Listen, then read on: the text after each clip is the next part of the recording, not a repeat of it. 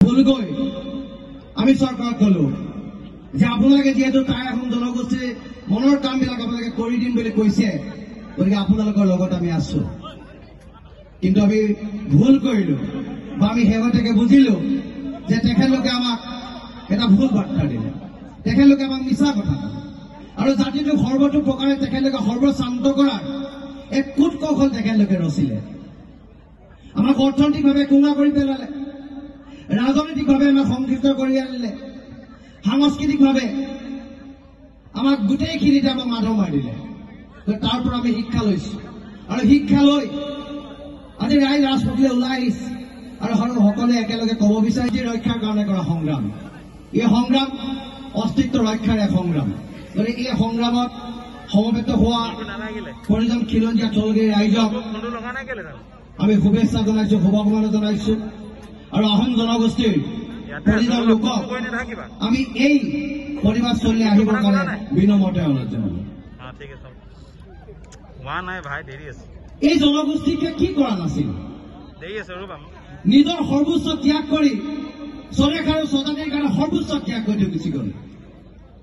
যি সময়ত সংবিধানৰ কোনো পৰিকাঠামো সৃষ্টি হোৱা নাছিল, যি সময়ত গণতন্ত্ৰৰ কোনো পৰিভাষা নাছিল, সেই সময়ত স্বৰ্গদেউসকলে অঘোষিত সংবিধানৰ জৰিয়তে অসমৰ প্ৰতিটো জাতি জনগোষ্ঠীক সমবিকাশ আৰু সমমৰ্যাদাৰে এটা নতুন অসমীয়া জাতি গঠন কৰি থৈ গল আৰু সকলোকে যোগ্য বৈক্য বসুন্ধৰা হিচাপে লৈ সকলোকে আপোন কৰি ললে আৰু এটা নতুন জাতি গঠন কৰিলে। আৰু নতুন জাতি গঠন কৰাৰ পাছত আজি এই জনগোষ্ঠীটোৱে হাতত ভিক্ষাৰ পাত্ৰ লৈ আজি ৰাজপথত আহি ক'বলগীয়া হৈছে যে আমাক জীয়াই থকাৰ অকণমান সুবিধা প্ৰদান কৰক, আমাৰ জনগোষ্ঠীটো ৰক্ষা কৰক, নহলে জনগোষ্ঠীৰ অনাগত ভৱিষ্যতৰ দেশে হৈ গুচি যাব। এই মৰ্ম বেদনাৰে আজি সকলোবিলাক ৰাইজ সমবেত হৈছে আৰু সমবেত হোৱা ৰাইজৰ এটাই ক্ষোভ আছে, এটাই আক্ষেপ আছে যে আমি সৰ্বোচ্চ কৰাৰ পাছত চৰকাৰে আমাৰ বিৰুদ্ধে, চৰকাৰে আমাৰ পক্ষত এটাও আমি কাম কৰা নাই, আমাৰ বিৰুদ্ধে ষড়যন্ত্ৰ কৰিছে, সমষ্টি নিৰ্বাচনৰ নামত আমাৰ পৰা ৰাজনৈতিক অধিকাৰ কাঢ়ি লৈ গুচি গৈছে। ভুল ক'ত, কি কৰিলো আমি? আমাৰ সকলো ক্ষেত্ৰতে প্ৰতাৰণা কৰা হৈছে, প্ৰবঞ্চনা কৰা হৈছে। এই কথা বতৰাবিলাক আলোচনা কৰিবৰ কাৰণে ইয়াত আমি সকলো সমবেত হৈছো, সকলোৱে কথা বতৰাবিলাক পাতিব, দীঘলীয়া মিটিং আমি নকৰো। গতিকে মই উদ্বোধনী ভাষণ ৰাখিবৰ কাৰণে আমাৰ মাজত উপস্থিত থকা আমাৰ সন্মানীয় মুখ্য উপদেষ্টা দুলাল বৰা ডাঙৰীয়াক আছে, মই তেখেতক উদ্বোধনী ভাষণ ৰাখিবৰ কাৰণে অনুৰোধ জনালো। মাত্ৰ আধা ঘণ্টাৰ পিছত মিটিংখন সমাপ্ত কৰিম, এটা ৰেলী আমি কৰিম। গতিকে কোনো ৰাইজ যাতে ওলাই নাযায়, হাজাৰ হাজাৰ লোক ইয়ালৈ আহি আছে, কিন্তু ফিল্ডৰ মাজত মানুহৰ সমাগমটো কম, চাহ বিচাৰি গৈছে, কোনোবাই বেলেগ এফালে গুচি গৈছে। এই ধৰণৰ মনোবৃত্তিয়ে যদি আন্দোলন কৰোঁ স্পীডৰ লক্ষ্যত আমি উপনীত হ'ব নোৱাৰিম। গতিকে দুলাল বৰা ডাঙৰীয়া আছে, মই তেখেতক মাইক্ৰফোনটো আগবঢ়াই দিছো। আমাৰ মাজত প্ৰতিষ্ঠাপক সম্পাদক অৰুণ গগৈ ককাইদেউ দিৱস উদযাপন কৰিবলৈ সিদ্ধান্ত গ্ৰহণ কৰিছিলে, কিন্তু আজি বিহাৰ দিৱসক ভোজপুৰী ছাত্ৰ সন্থাই বিৰোধিতা কৰিছে। এইকাৰণে কৰিছে আজি ইয়াত যুগ যুগ বসবাস কৰি থকা ভোজপুৰীসকল আজি তেওঁলোক অসমীয়া হৈছে, আজি তেওঁলোকে অসমীয়া হৈ জীয়াই থাকিব বিচাৰিছে। আজি ইয়াত বসবাস কৰি থকা বিভিন্ন জাতি জনগোষ্ঠীসমূহ তেওঁলোক যি জনগোষ্ঠীৰে নহওক, অসমত তেওঁলোকে যেতিয়া তেওঁলোকে ইয়াৰ প্ৰমাণ পত্ৰ লাভ কৰিছে, তেওঁলোকে অসমীয়া হৈ থাকিবলৈ বিচাৰিছে। তেওঁলোকক অসমীয়া হৈ থাকিবলৈ দিয়ক। এই বিভাজনবিলাক চৰকাৰে কৰি আছে বা ৰাজনীতিয়ে কৰি আছে। গতিকে ৰাজনীতিৰ ঊৰ্ধত আমি ঐক্যবদ্ধভাৱে আগবাঢ়ি অসমীয়া জাতিটোক কোনেও কেতিয়াও ভাঙোন্মুখী কৰিব নোৱাৰে তেনেকুৱা এটা পৰ্যায়ত আমি সদায় সকলোৱে আগবাঢ়ি আহিব লাগিব, অসমীয়া জাতিটোক উদ্বুদ্ধ কৰিব লাগিব। আৰু সেই অসমীয়া জাতিটোৱে সমগ্ৰ বিশ্বৰ বুকুত ইতিহাস সৃষ্টি কৰিব। আমি আহোম জনগোষ্ঠীৰ লোক, তথাপিতো আমি ক'ব বিচৰা নাই যে ইয়াত অকল আহোমে শাসন কৰিব। আহোম জনগোষ্ঠীৰ লগতে ইয়াৰ খিলঞ্জীয়া 32টো জাতি জনগোষ্ঠীয়ে ইয়াৰ সম অধিকাৰ সমমৰ্যাদাৰে জীয়াই থকাৰ অধিকাৰ সকলোৱে আছে। সেইটোকে সকলো ঐক্যবদ্ধ হৈ আগবাঢ়ি আহিবলৈ সকলোকে আহ্বান জনাইছো। আৰু দীঘলীয়া কথাৰে আমন্ত্ৰকৰ বহু আমাৰ বিশিষ্ট ব্যক্তি আছে, তেওঁলোকে আপোনালোকক বক্তব্য ৰাখিব, তেওঁলোকৰ মনৰ দুখ প্ৰকাশ কৰিব। গতিকে আপোনালোকে আজি এই ইমান উত্তাপৰ মাজতো আমাক সহযোগ কৰাৰ বাবে সকলোকে মই পুনৰবাৰ ধন্যবাদ আৰু কৃতজ্ঞতা জনাই মই সদৌ আইন ছাত্ৰ সন্থাৰ কেন্দ্ৰীয় সমিতিৰ সভাপতি সম্পাদক ধন্যবাদ আৰু কৃতজ্ঞতা জনাই মোৰ চমুৰ আশাৰ ইমানতে মই সামৰণি মাৰিছো। ধন্যবাদ। জয় অসম, জয় অসম। মুখ পালুক টাইম নামুং পেয়ংলে।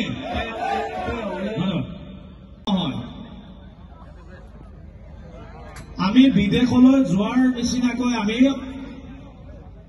অসমৰ দাঁতি কাষৰীয়া আমাৰ বিভিন্ন নিষেধাজ্ঞা আছে আৰু যেতিয়া সেই ৰাজ্যখনত যুগ যুগ ধৰি তাত বসবাস কৰি থকা লোকসকলক তেওঁলোকৰ বিভিন্ন অধিকাৰসমূহ দিবলৈ যোৱা যায় তেতিয়া তাত প্ৰতিফলিত হয় সেই ৰাজ্যখনৰ জাতীয়তাবাদ। আমাৰ কেইদিনমানৰ পূৰ্বে অৰুণাচলৰ নামচাই তেজুকে ধৰি কেইটামান অঞ্চলত বসবাস কৰি থকা যুগ যুগ ধৰি বসবাস কৰি থকা মৰাণ মটক আহোমকে ধৰি আহোম টাইৰ কেইটামান ঠালক ধৰি তেওঁলোকৰ কেবিনেটত তেওঁলোকক তাৰ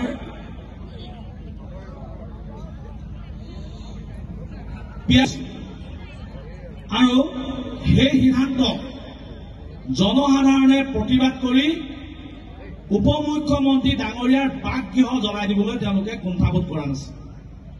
এয়া হৈছে জাতীয়তাবাদ। আমি চৰকাৰক চকু থিৰ কৰি ক'ব পাৰিম যে আমাৰ অধিকাৰ খৰ্ব কৰি কাৰোবাক যদি অধিকাৰ দিয়া যায় তেতিয়াহ'লে সেই চৰকাৰক আমি ৰঙা চকু দেখুৱাই তাক আমি প্ৰতিবাদ কৰিব পৰা আমাৰ সক্ষমতা থাকিব লাগিব। কিন্তু আজি সেই অসমীয়া জাতীয়তাবাদ ক'ৰবাত হেৰুৱাই গৈছো, আমি হেৰুৱাই পেলাইছো। আমাৰ অধিকাৰবিলাক ক্ৰমশ আমাৰ হাতৰ পৰা গুচি গৈছে। তথাপিতো আমি আজি ঐক্যবদ্ধ হ'বলৈ সাহস কৰা নাই। চৰকাৰৰ বিৰুদ্ধে আমি চকুত চকুত হৈ কথা ক'বলৈ আমাৰ সাহস হোৱা নাই। এয়া কি জাতীয়তাবাদ? এনেধৰণে যদি আমি জাতীয়তাবাদৰ কথা আমি সদায় মিটিং কৰি থাকো, সদায় যদি গণসমাৱেশ কৰি থাকো, তথাপিতো কিন্তু আমাৰ সেই অধিকাৰ চৰকাৰে আমাক প্ৰদান নকৰে। আমাক ভাগ ভাগ কৰাৰ ৰাজনীতি কৰে, আমাক আমাৰ ককাই ভাইৰ মাজত খণ্ড বিখণ্ড কৰাৰ ৰাজনীতি কৰে আৰু সেয়ে কৰি আছে আজি চৰকাৰে। কোনো জাতি চৰকাৰ বা ৰাজনীতি কেতিয়াও জাতিতকৈ উদ্ধত হ'ব নোৱাৰে। কিন্তু আজি আমি জাতিতকৈ প্ৰাধান্য দিছো কাক? ৰাজনীতি। হয়তো আজি বহু লোক এই জাতিৰ সুৰক্ষাৰ কাৰণে, জাতি অধিকাৰৰ কাৰণে অহা নাই। হয়তো কোনোবাই ক'ব যে বিজেপিয়ে অৰুণোদয় নিদিয়ে, কাইলৈ পৰহিলৈ আই ঘৰত সোমাবলগীয়া টকা কৰ্তন কৰি দিব বুলি আজি এই সমাৱেশলৈ হয়তো বহু লোক অহা নাই। হয়নে বাৰু? হয়নে বাৰু? হয়নে? এনেধৰণে জাতীয়তাবাদৰ শক্তিশালী উত্থান কেতিয়াও নহয়। এটা জাতিৰ পতন নিশ্চিত। আমি যেতিয়া ক'ব লাগিব যে 1200 টকা বা 2000 টকা অৰুণোদয় আমাৰ প্ৰাপ্য অধিকাৰ নহয়, আমাৰ প্ৰাপ্য অধিকাৰ হৈছে আমাৰ ভূমি অধিকাৰ, আমাৰ প্ৰাপ্য অধিকাৰ হৈছে আমি ৰাজনৈতিকভাৱে পাবলগীয়া অধিকাৰ, আমাৰ অধিকাৰ হৈছে অসমীয়া জাতিটোক ইয়াত সক্ৰিয় জাতি হিচাপে জীয়াই থকাৰ অধিকাৰ দিয়ক। আমাৰ জাতিৰ জনজাতিকৰণৰ মৰ্যাদা প্ৰদান কৰক, য'ত উত্তৰ পূৰ্বাঞ্চলৰ লগতে ভাৰতৰ যিকোনো স্থানত আমি নিজৰ ঘৰ বাৰী তাত সাজিব পাৰো। এই অধিকাৰ আমাক দিব জানো? দিব জানো? যদি আমি 1200 টকা বা 2000 টকাৰ কথা চিন্তা কৰো তেতিয়াহ'লে আমি অধিকাৰ কেতিয়াও নাপাম। আজি ইয়াত যিসকল আছে, আজি এই প্ৰখৰ ৰ'দত আপোনালোকে এই প্ৰখৰ ৰ'দতো আপোনালোকে কোনো চাহ নথকাকে ইয়াত আপোনালোকে থাকিবলৈ আপোনালোকৰ যিটো উদ্যম, সেই উদ্যমক মই চেলুট জনাইছো। এনেকুৱা চেলুট জনাম যদি সকলো অসমীয়া আজি ওলাই আহে, তেতিয়াহে আমাৰ জাতি সুৰক্ষা হ'ব। আজি জানে আপোনালোকে লাচিত বৰফুকনক আজি কিমানে আমি শ্ৰদ্ধা কৰো, লাচিত বৰফুকনক আমি কিমানে শুনো। কিন্তু মহাৰাষ্ট্ৰৰ জাতীয়তাবাদ চাওক আপোনালোকে, তাত যদি শিৱাজী ৰাও বুলি কয় তেতিয়াহ'লে আপোনাক তাত হয়তো মাফ নকৰিব। তাৰ মহাৰাষ্ট্ৰৰ সেই বীৰজনা তেওঁলোকে ইমান অন্তৰ পৰা পূজ্য কৰে, ইমান অন্তৰৰ পৰা তেওঁলোকে শ্ৰদ্ধা কৰে, সত্যপতি শিৱাজী বুলি ক'ব লাগিব। তেওঁৰ তুলনাত কিন্তু আমাৰ লাচিত বৰফুকন বহু ওপৰত আছিল। অসমীয়া জাতিটোক ইয়াত অধিকাৰ দি থৈ গ'ল, অসমীয়া জাতিটোক অসমীয়া জাতি হিচাপে ইয়াত গঢ়ি থৈ গ'ল। সেই জাতিটোক আজি কেইটামান জনগোষ্ঠীৰ বাহিৰে লাচিত বৰফুকনক হয়তো বহুতে পাহৰি গ'ল। গতিকে এয়া জাতীয়তাবাদ কেতিয়াও হ'ব নোৱাৰে, এয়া জাতীয়তাবাদ কেতিয়াও হ'ব নোৱাৰে। স্বৰ্গদেউ চাওলুং চুকাফাই গঢ়ি থৈ যোৱা এই বৰ অসমত আমি প্ৰতিটো জাতি জনগোষ্ঠীৰ বীৰ বৰংগনাসকলক আমি সন্মান প্ৰদৰ্শন কৰিব লাগিব, শ্ৰদ্ধা জনাব লাগিব। এই অসমীয়া জাতিটো গঠন প্ৰক্ৰিয়াত যিসকল জনগোষ্ঠীৰ অৱদানেৰে অসমীয়া জাতিটোক চহকী কৰি থৈ গ'ল, সেই জাতিটোক আমি শ্ৰদ্ধা জনাবলৈ শিকিব লাগিব। আমি তেতিয়াহে এটা শক্তিশালী অসমীয়া জাতীয়তাবাদ গঢ়ি তুলিম। নহলে আমাক চৰকাৰে ভাগ ভাগৰ ৰাজনীতিৰে আমাক বিভিন্নভাৱে আমাক বিভাজন কৰি তেওঁলোকে নিজৰ অধিকাৰ সুৰক্ষা নিশ্চিত কৰি তেওঁলোকে মাত্ৰ ক্ষমতাৰ ইয়াত প্ৰচলিত কৰিব। তেনে ৰাজনীতি আমাৰ কেতিয়াও কাম্য নহয়। আমাক ৰাজনীতি লাগিব আমাৰ সকলো জাতি জনগোষ্ঠীসমূহক সমমৰ্যাদা আৰু সম অধিকাৰে আগবঢ়াই নি এটা শক্তিশালী জাতীয়তাবাদ গঠন কৰি ইয়াত অসমত অসমীয়াহে চলিব। সেই অসমীয়া গিৰিটো যেতিয়ালৈকে নহব তেতিয়ালৈকে কিন্তু আমি শুই বহি থাকিলে নহব। আজি প্ৰতিটো জাতি জনগোষ্ঠীৰ লোক ওলাই আহিব লাগিব। আহোম, চুতীয়া, কোচ, কলিতা, মৰাণ, বৰাহী, চাহ জনগোষ্ঠী, আমাৰ প্ৰতিটো দেউৰী, মিচিং, বড়ো, ডিমাচা, লালুং, তিৱা, গাৰো, ৰাভা, প্ৰতিটো জাতি জনগোষ্ঠীয়ে আমি ঐক্যবদ্ধভাৱে আমি অসমীয়া জাতি শক্তিশালী কৰিব লাগিব। কালি পৰহি দুদিনমান পূৰ্বে যে ইয়াত বিহাৰ দিৱস উদযাপন কৰিবলৈ সিদ্ধান্ত গ্ৰহণ কৰিছিলে, কিন্তু আজি বিহাৰ দিৱসত ভোজপুৰী ছাত্ৰ সন্থাই বিৰোধিতা কৰিছে। এইকাৰণে কৰিছে আজি ইয়াত যুগ যুগ বসবাস কৰি থকা ভোজপুৰীসকল আজি তেওঁলোক অসমীয়া হৈছে। আজি তেওঁলোকে অসমীয়া হৈ জীয়াই থাকিব বিচাৰিছে। আজি ইয়াত বসবাস কৰি থকা বিভিন্ন জাতি জনগোষ্ঠীসমূহ তেওঁলোক যি জনগোষ্ঠীৰে নহওক অসমত তেওঁলোকে যেতিয়া ইয়াত তেওঁলোকে সকলো ৰাইজক এই বৰ্ডিং খেলপথাৰৰ ভিতৰত থাকি কথাখিনি শুনিবৰ কাৰণে বিনম্ৰতে অনুৰোধ জনালো। প্ৰশ্ন হ'ল যে আমি কিয় একত্ৰিত হৈছো? আজি শিৱসাগৰ বিভিন্ন অঞ্চলৰ পৰা অসমৰ বিভিন্ন প্ৰান্তৰ পৰা ৰাইজ আহি ইয়াত সমবেত হৈছে। অৰ্থটো কি? যে ঘৰৰ কাম বন এৰি ঐতিহাসিক বৰ্ডিং খেলপথাৰলৈ অহাৰ এটাই উদ্দেশ্য যে আমি প্ৰতাৰণা হৈছো, আমি প্ৰবঞ্চনাৰ সন্মুখীন হৈছো।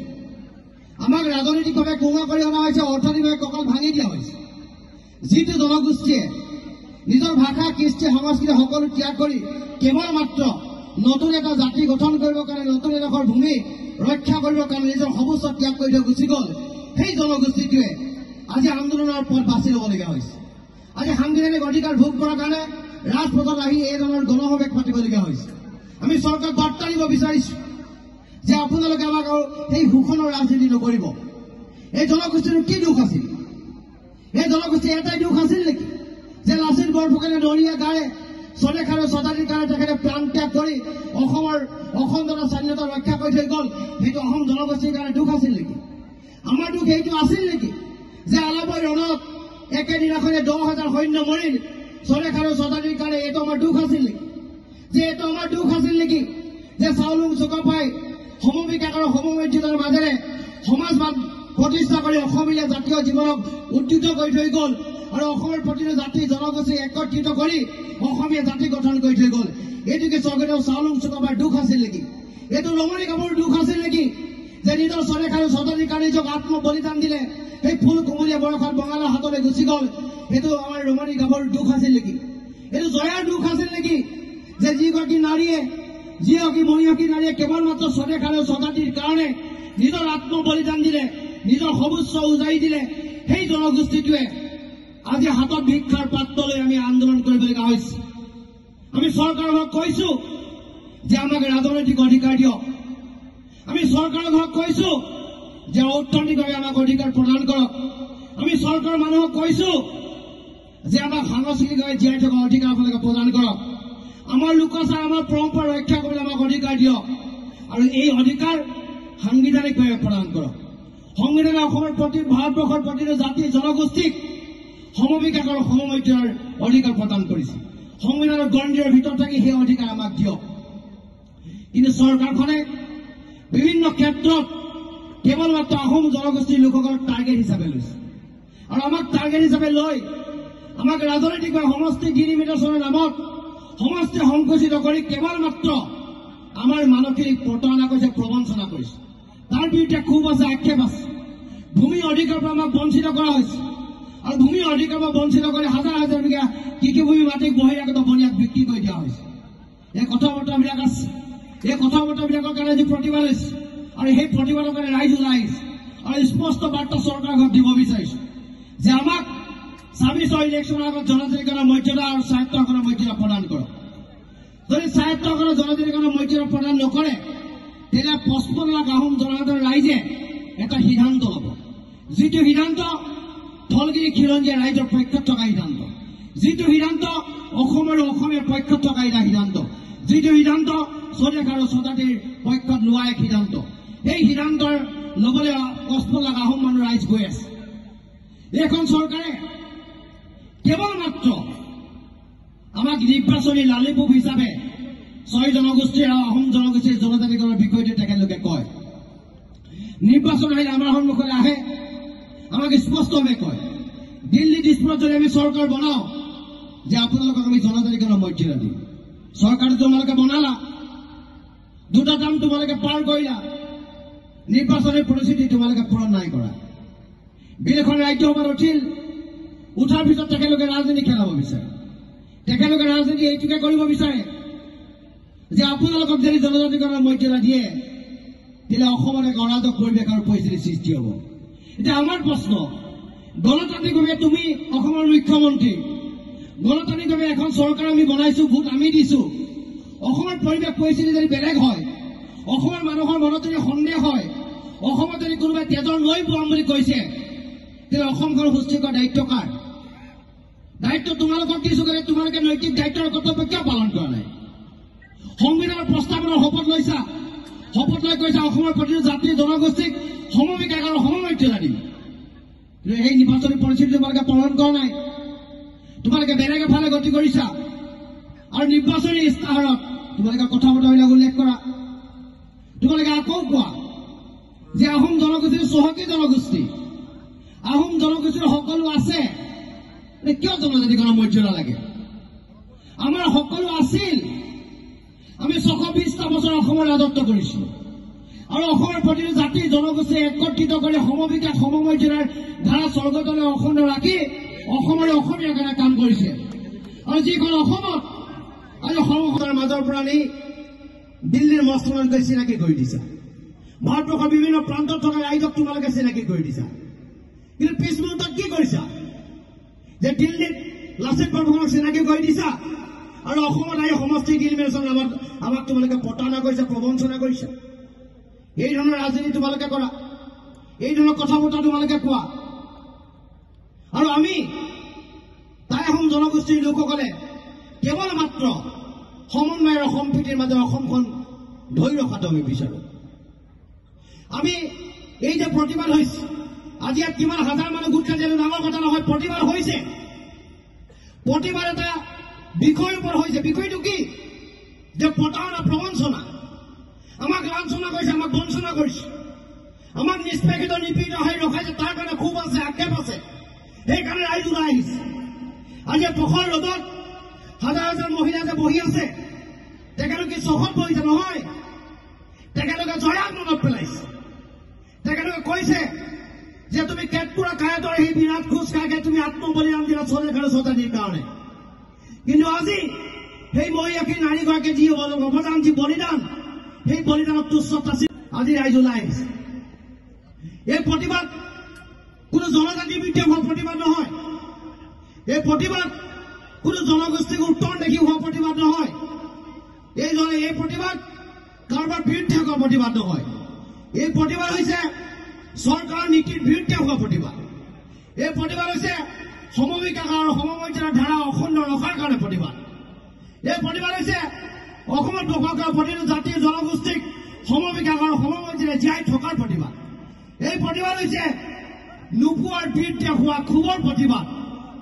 এই প্ৰতিবাদ হৈছে আহোম জনগোষ্ঠীৰ ৰাইজক স্বায়ত্তশাসনৰ জনজাতিকৰণ দিয়াৰ কাৰণে হোৱা প্ৰতিবাদ। আমি ইয়াৰ দ্বাৰা চৰকাৰক মেছেজ দিব বিচাৰিছো যে আমাক জীয়াই থকাৰ সুবিধা প্ৰদান কৰক।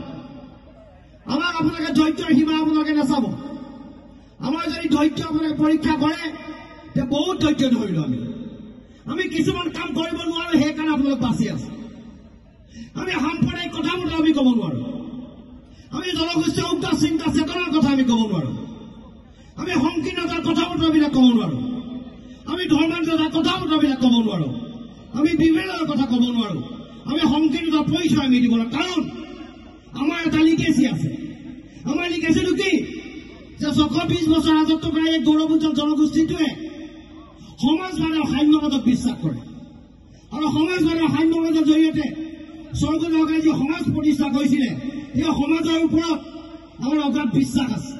এতিয়া স্বৰ্গদেউসকলে গঠন কৰি যে এখন অসমে ভাগ ভাগ কৰিব নিবিচাৰো, আমি খণ্ড বিখণ্ড হোৱাটো নিবিচাৰো, কাৰোবাৰ সমালোচনা আমি কৰিব নিবিচাৰো, আমি কোনো জনগোষ্ঠীক আমি সমালোচনা কৰিব নিবিচাৰো, কোনো জনজাতি মানুহক আমি সমালোচনা কৰিব নিবিচাৰো। কাৰণ আমি এটাই কওঁ, তেখেতলোকে যি অধিকাৰ ভোগ কৰিছে ভোগ কৰি থাকক, তেখেতলোকে যি অধিকাৰ আছে সেই অধিকাৰতে তেখেতলোকক থাকক, কিন্তু সংবিধান প্ৰদত্ত অধিকাৰ আমাকো আপোনালোকে প্ৰদান কৰক। ৰাজনৈতিক অধিকাৰ আমাৰ পৰা আপোনালোকে কাঢ়ি দিবলৈ প্ৰয়াস নকৰিব, সাংস্কৃতিকভাৱে আমাক আক্ৰমণ নকৰিব, আমাৰ লোকাচাৰৰ ওপৰত আপোনালোকে প্ৰবন্ধী নলগাব, আমাৰ সাজ পোছাক আমাৰ খাদ্য সম্ভাৰক লৈ আপোনালোকে তুলনা মন্তব্য নিদিব। যি অধিকাৰ আমাৰ সংবিধানে দিছে সেই অধিকাৰ আপোনালোকে খৰ্ব নকৰিব, তাক লৈ প্ৰতিবাদ হৈছে। আৰু এই প্ৰতিবাদৰ জৰিয়তে চৰকাৰৰ ঘৰত আমি এটা স্পষ্ট বাৰ্তা দিব বিচাৰিছো। আমাৰ বাৰ্তা হ'ল যে 26ৰ নিৰ্বাচনৰ আগত আমাক যদি জনজাতিকৰণৰ মৰ্যাদা স্বায়ত্তকৰণৰ মৰ্যাদা নিদিয়ে তেতিয়াহ'লে আমি আটাইতকৈ ৰাজনৈতিকভাৱে চেঞ্চিটিভ যিটো জনগোষ্ঠী অসমৰ এই পশ্চিমবংগ আহোম মানে এটা সিদ্ধান্ত ল'ব। এই সিদ্ধান্ত অসমৰ অসমীয়াৰ পক্ষত হ'ব আৰু ধনগিৰি খিলঞ্জীয়া ৰাইজৰ বিৰুদ্ধে যি অন্যায় কৰিছে অবিচাৰ কৰিছে তাৰ বিৰুদ্ধে সিদ্ধান্ত হ'ব। এই সিদ্ধান্ত ল'বলৈ সকলোৱে ওলাই আহিছে আৰু সকলোৱে ঐক্যবদ্ধভাৱে এই সিদ্ধান্ত ল'ব লাগিব। আমি চৰকাৰলৈ এটা মেছেজ দিছো। আমাৰ কথা হ'ল যে তোমালোকে কেইটামান ভাল কাম কৰিলা, নকৰা নহয়। তোমালোকে টিপামক এটা মৰ্যাদা দিছে, আমি ভাল পাইছো। হাবুঙত তোমালোকে কাম কৰিছে, আমি ভাল পাইছো, ধন্যবাদ দিছো। লাচিত বৰফুকনক বিশ্ব দৰবাৰত তোমালোকে প্ৰতিষ্ঠা কৰিছে, আমি ভাল পাইছো। চৰাইদেউ বিশ্ব ঐতিহ্য ক্ষেত্ৰ হিচাপে তোমালোকে ঘোষণা কৰি আমি ভাল পালো। ৰংঘৰ এটা প্ৰজেক্ট কৰিছে, আমি ভাল পাইছো, সুখ পাইছো। কিন্তু তাৰ অৰ্থ এইটো নহয় যে তোমালোকে বাহ্যিকভাৱে কামবিলাক কৰি থাকিবা আৰু জনগোষ্ঠীক তোমালোকে শেষ কৰাৰ প্লেনিং কৰি থাকিবা। এই কথা আমি ভুল নাযাওঁ। ৰাইজ আমি সজাগ হ'ব লাগিব, আমি সচেতন হ'ব লাগিব, ৰাজনৈতিকভাৱে সক্ৰিয় হ'ব লাগিব আৰু সকলোৰে মাজত মিলা প্ৰীতিৰ ভাৱ অটুট ৰাখি আমি সমাজবাদ প্ৰতিষ্ঠা কৰিব লাগিব। কাৰণ স্বৰ্গদেউসকলে সমাজবাদ আৰু সাম্যবাদৰ ওপৰত বিশ্বাস কৰিছিল আৰু সমাজবাদ আৰু সাম্যবাদক বিশ্বাস কৰি অসমীয়া জাতিটো গঠন কৰিছিল। সেইকাৰণে অসমীয়া জাতিৰ ধান মানুহৰ কাম আমি কৰিব নোৱাৰো। আমাক অন্যায় কৰিছে, প্ৰতাৰণা কৰিছে, প্ৰবঞ্চনা কৰিছে, আমাক মৰিওৱা হৈছে, আমাক কঁকাল ভাঙি দিয়া হৈছে। তাৰ বিৰুদ্ধে আমি উগ্ৰ চিন্তা চৰ্চাৰ মাজত আমি যাব বিচাৰে। কাৰণ আমাৰ লিগেচিয়ে সেইটো নকয়, আমাৰ ইতিহাসে সেইটো নকয়। আমাক যদি কোনোবাই স্বদেশ প্ৰেমৰ নমুনা শিকাই আমি লাজ পাওঁ, আমাৰ হাঁহি উঠে। কাৰণ আমাৰ জনগোষ্ঠীৰ লোকসকলে মাতৃৰ গৰ্ভত থাকোঁতেই স্বদেশ আৰু স্বজাতিৰ প্ৰেমেৰে জন্মগ্ৰহণ কৰিছে। লাচিতৰ তেজ আমাৰ গাত আছে, সতী জয়াৰ তেজ আমাৰ গাত আছে, চাউলুং চুকাফাৰ তেজ আমাৰ গাত আছে। গতিকে আমি কেতিয়াও বিচ্ছিন্নতাবাদী চিন্তা চৰ্চাত আমি যাব নোৱাৰো। গতিকে সকলোৱে একত্ৰিতভাৱে সমন্বয়েৰে সম্প্ৰীতিৰে অসম গঢ়াৰ এটা পণ ল'ব লাগিব। আৰু এইখন অসমত যাতে কোনো বিভেদকামী শক্তিয়ে ক্ৰিয়া কৰিব নোৱাৰে, এইখন অসমত যাতে কোনো ধৰ্মান্তৰতাৰে অসমীয়া মানুহকে ভাগ ভাগ কৰিব নোৱাৰে, এইখন অসমত কোন কোচ কোন কলিতা কোন মত কোন গোসাঁই কোন ব্ৰাহ্মণ কোন মৰাণ এইজনৰ চিন্তা চেতনাৰ মাজত যাতে মানুহ ভাগ ভাগ হ'ব নোৱাৰে, তাৰ কাৰণে আহোম জনগোষ্ঠীৰ ৰাইজসকলে নেতৃত্ব ল'ব লাগিব, কাম কৰিব লাগিব। তেতিয়া অসমখন সুস্থিৰভাৱে পৰিচালিত হ'ব। আমাক সমালোচনা কৰক, আমাক নিন্দা কৰক, আমি সমালোচনা নকৰোঁ, আমি নিন্দা নকৰোঁ। কাৰণ আমাৰ ইতিহাসে এইটো নকয়, আমাৰ তেজে সেইটো কথা নকয়। গতিকে মই এই প্ৰতিবাদস্থলী উপস্থিত থকা প্ৰতিজন প্ৰতিবাদকাৰীক ধন্যবাদ জনাইছো, কৃতজ্ঞতা জনাইছো যে আপোনালোক আহিছে, ভাল লাগিছে। প্ৰতিবাদ হৈছে, প্ৰতিবাদত অংশগ্ৰহণ কৰিছে, ভাল কথা। কিন্তু আপোনালোকে মনতে কিছুমান কথা ভাবি লওক যে আমি উগ্ৰ চিন্তা চেতনাৰ মাজত থাকিম নে চাউলুং চুকাফাই গঢ়ি থৈ যোৱা এই সাম্যবাদৰ সমাজৰ ওপৰত বিশ্বাস কৰিম আৰু মোৰ বিশ্বাস যে অসম জনগোষ্ঠীৰ প্ৰতিজন লোকে কেৱল মাত্ৰ অসম আৰু অসমীয়াৰ কথা ক'ব, স্বদেশ আৰু স্বজাতিৰ কথা ক'ব, স্বদেশ প্ৰেমৰ কথা ক'ব।